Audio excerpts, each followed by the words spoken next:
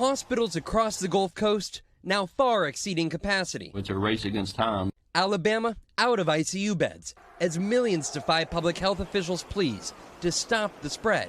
I'm not going to stop living my life. Would you hope that more people wear masks? No, absolutely not.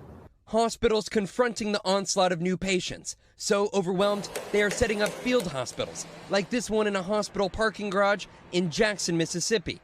Others airlifting patients to facilities hundreds of miles away, the closest bed available. When you say you're at max capacity, what does that quite literally mean?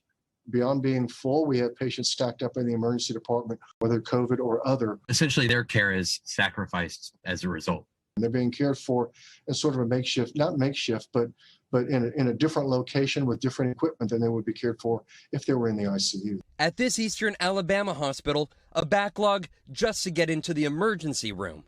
Ambulances with patients that were being brought to the emergency department, but there was nowhere to put them yet. Orlando's mayor asked residents on Friday to stop watering their lawns because of a liquid oxygen shortage. The oxygen needed for patients is used to treat the city's water supply. And the federal government deployed on Friday an emergency medical response team to help the staff at this Southern Alabama hospital. Patients seeking COVID and other treatments, increasingly harder to take care of here. How are those with non-COVID emergencies? How is their care impacted in the hospitals right now? So their care is being incredibly impacted. I have seen patients with heart attacks, infections that are not COVID. They have been asked to return to the emergency room in 1 to 2 days. And that is simply not good care.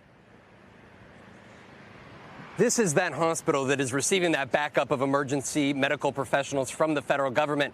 But hospitals elsewhere tell me, Jose, they need the support too. Thanks for watching our YouTube channel. Follow today's top stories and breaking news by downloading the NBC News app.